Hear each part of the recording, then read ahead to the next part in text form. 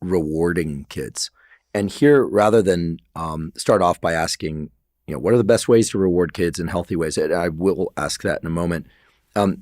How can we evaluate the notion of rewards or incentives through this lens of sturdiness, boundaries, and empathy? Yeah. Because, I could imagine, a reward that's outsized in comparison to what a kid did. Okay, great. You took your plate to the kitchen sink after dinner.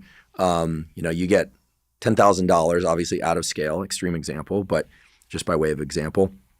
Screw up their reward mechanisms for life, if you ask me. That everything I know about reward and neuroplasticity says that would occur. But this idea that, you can incentivize kids. If you turn off the TV now, then you definitely can watch tomorrow night. Whereas if you don't, you can't. So you're sort of merging reward and potential punishment. Mm-hmm. How do we bound rewards? And how do we take into account that when we start adding rewards to scenarios that we're mixing and matching life experience for them? Okay, so now doing what I'm told, do I always expect a reward? If the reward doesn't come next time, we know based on reward prediction error, we tend to be worse off emotionally than had we never received a reward in the first place. Again, pretty vast parameter space, but what are your thoughts on best ways to reward kids for standard good behavior versus achievement versus elimination of bad behavior? Yeah. Maybe. So three categories. I think you're asking a much bigger question, or I think you are, which is like, why do parents think we need to reward kids? I think that's why do we think we need to punish kids? And this is actually where everything I work on started from, because the way I was trained to work with parents, I went to, the best gold standard evidence-based program, and it was all about timeouts and punishments and rewards and stickers and ignoring and praise. And honestly, during the training for the years after I kind of practiced this way, I feel like that, this better than I am, so I shouldn't even say this, but like that left part of my brain, like logic and linearity, I was just like, this is amazing. Oh my goodness, we're going to get more of the good behavior and we're going to not get the bad behavior. And I'd start teaching this to parents in my private practice. And there was this little thing in me, I don't even know, I was like, I don't know about this. I don't know. And it get louder and louder to the point that in a session, I literally said to a parent in front of me, I was just like telling them how to do a timeout. And I said, I'm sorry, I don't believe anything I've been telling you. That's literally what I said. Because it was so loud. And it was obviously super awkward. But it led me to, I feel like from this first principles way, be like, there are a million assumptions that we have about raising kids. And I think about relationships. And if I just strip them back, what would I be left with? And what would be a new building from there? And rewards and like punishments to me are these assumptions that we have somehow converted from like the fiction shelf of the library in my mind to like the nonfiction shelf as like truths. And I kind of rail against all of them. So I think the question, if that's okay to go in that direction, to me is like, why do we think we need to reward kids? And is there actually a better system, both short-term and long-term? I'm incredibly long-term greedy in my parenting approach because at the end of the day, 18 and up is where things really matter. Not really matter. I mean, they all matter. But I'd rather, I want to help my kids become sturdy, resilient adults. But I'm short-term greedy too because I'm a realist. Like I just can't deal with like all of these difficult moments. You get both for sure without rewards and punishments. So I don't know. What might someone tell me they give a reward for? Do you want to use the like clearing the table or example? Let's start that there.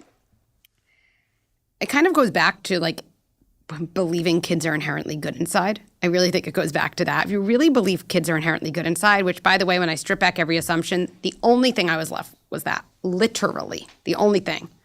And then I started to think, okay, so if they're good inside, why do they do so many annoying things like all the time? But that gave me a gap. And I feel like that is very exciting to have a gap. Like, why do people who are good inside do such bad things, right? Adults or kids. And to me, right, kids are born with all the feelings and none of the skills to manage those feelings, like period.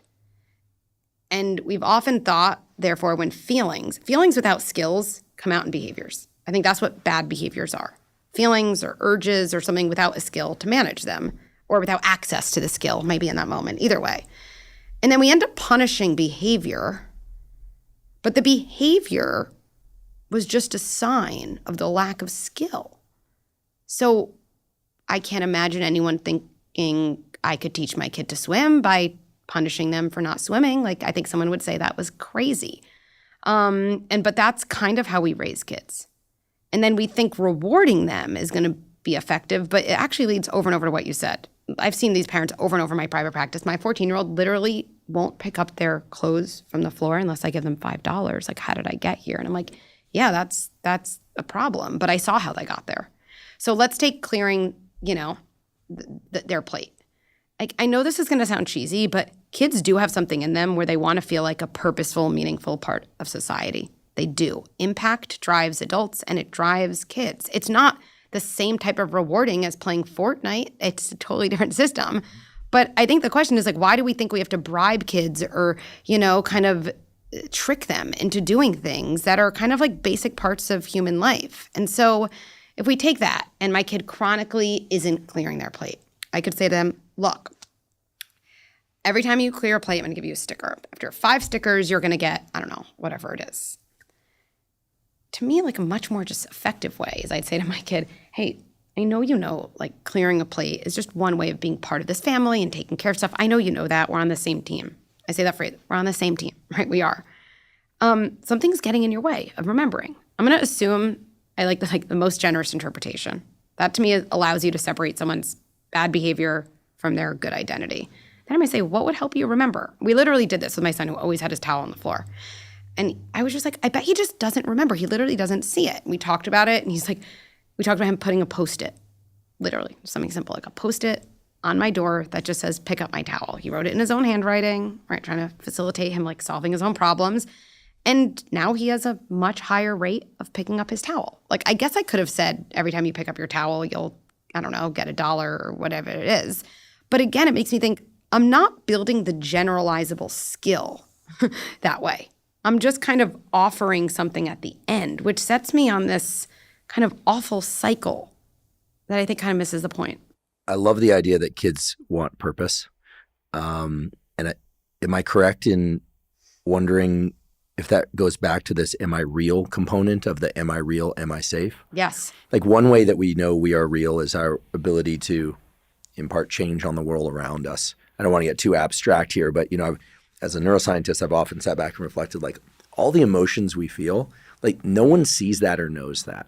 Exactly. Unless we say something, we write something, we sing something, we shout something, all the forms of expression. Just like none of our dreams, our creative insights or wishes exist except inside us unless we transmute them into something in the real world. So there does seem to be something about having this nervous system from a time we're really young, like it's seeing our effect on the world that really makes us real and on others. And I love the idea that, and I must say I absolutely believe in my heart, and I just feel it as a feeling, that kids are inherently good inside. Like, I can't imagine any other version of that. But does that mean that there are people out there who believe that kids are inherently bad or at least not good? I mean, they're, like, how could that be? But then again, maybe I'm just naive. I don't know if anyone consciously believes that. But when I go back to that system I was first trained in, rewards and punishments, like, it feels like a system of behavioral control. And to me, like, I've always thought about control and trust as opposites. So I only control what I don't trust. So nobody said to me in that program, by the way, Becky, everything you're learning here, we believe kids are bad inside, and so we do this thing.